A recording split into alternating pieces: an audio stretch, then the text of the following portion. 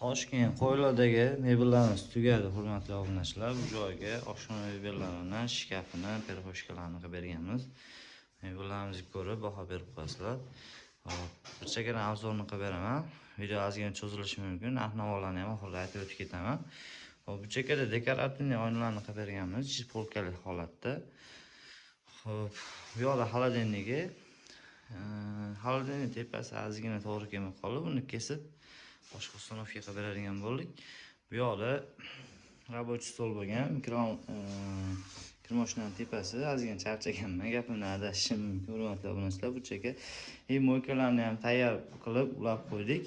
Yana o'rtada рабочий stol tashlagan holatda bu yerda tortmalarni qilib berganmiz. Tortmalarning ichiga qoshiqdonlari bor. Bular bonusga ketadi, hurmatli obunachilar. Tayyorlari ham ko'rib turganlarda juda ham chiroyli ishlayveradi tortmalari. Bu yerda suvlari tayyor qilib ulab qo'yildi. Tushayotgan holatda tepada sushulkalarni qo'yib berganmiz. Mo'ykasi, smesителlar, sushulka, qosh soladiganlar mebel ichida bo'ladi, hurmatli obunachilar. Gaz, vitichka, bitivo texnikalarni uydagi solib bergan. Bu yerga bunaqa holatda aristonlarni o'rab ketganmiz. Tepaga aqlli kotyollardan qo'yiladigan bo'lgan. Bu yerga push mexanizmda ochiladi. Bu mebellarimiz bezruchka variantda bo'lgan. Ko'rib turganlaringizdek, zeleniy kamer egr laminatdan foydalanib fasad qismiga qo'yib berganmiz. Korpus qismlari 100% MDFdan tayyorlab berganmiz. Bu yoqda shkaf qismlarini qilib berganmiz. Shkaflarimiz ham juda ham keng va katta bo'lgan. 270 lik joyga joylab berganmiz. Bu oynasi alohida 35 sm ga joylangan. Xo'p, ikki chekkasi shkafimiz bunaqa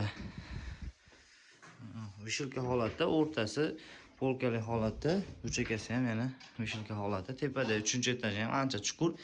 Chuqurligi 50 sm bo'lgan, hurmatli obunachilar. Ancha narsani o'ziga olib kirib ketadi. Qishki sezonli yoki yozda qishki sezonli narsalarni qo'yib ketsa bo'ladi. Chekkada yana oyna qilib berganmiz.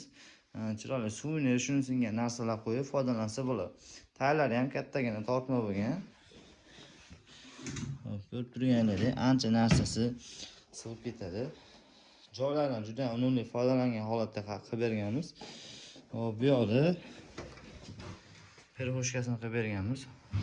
Bu perxoshkamiz 1,22 metr holatda kichikroq bo'lib tushgan.